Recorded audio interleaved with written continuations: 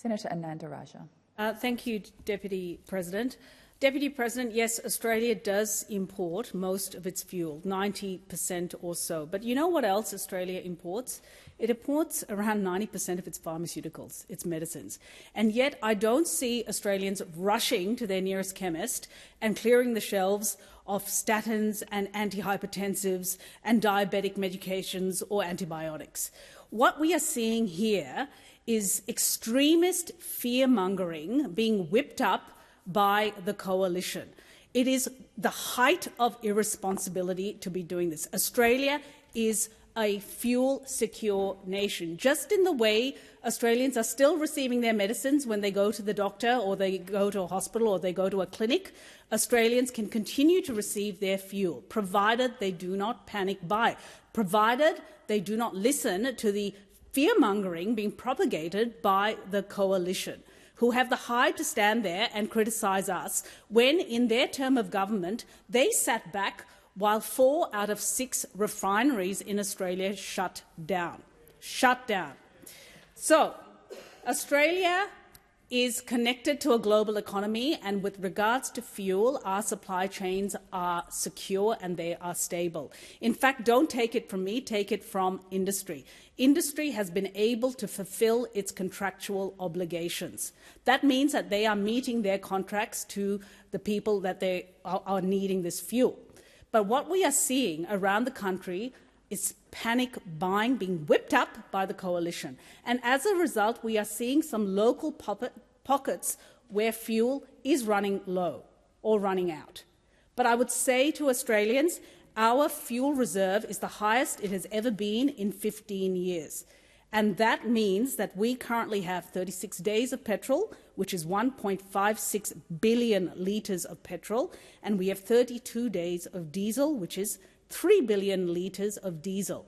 And that fuel is not in Texas or Louisiana, which is where it was when the coalition were in government. That fuel is right here in Australia or in our exclusive economic zone, which means it is in transit in our maritime waters.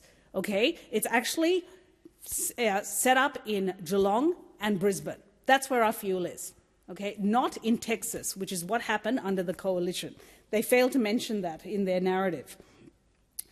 In addition to that, we have also charged the ACCC to make sure that Australian motorists are not being price gouged at the Bowser, and we are the ones who implemented what is called a minimum stock obligation.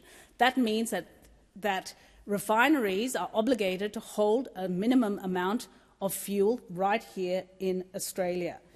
In addition to that, we realise that we cannot be in a situation where we are obligated or beholden to overseas suppliers, and hence we are investing in what are called low-carbon fuels. 1.1 billion as part of our Future Made in Australia agenda is going towards investing in future fuels, and these are things like biodiesel, sustainable aviation fuel and e-fuels, and they're made from products that are grown by our farmers right here in Australia, like sorghum, canola, sugar, and waste products like tallow.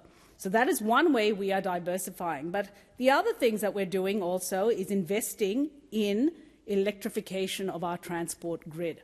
Now, we know that this is not a full solution, that we will still need heavy transport reliant on low-carbon fuels, and that's what we're investing in, 1.1 billion, right? Into the future, we think that the first product will be available to Australians in 2029. It'll drop in, meaning it'll integrate into the existing diesel supply. But in the meantime, Australians are embracing electric vehicles. There are now over 450,000 electric vehicles on the road. December of 2025 was a record period for sales in EVs. They peaked at nearly 17% of new car sales.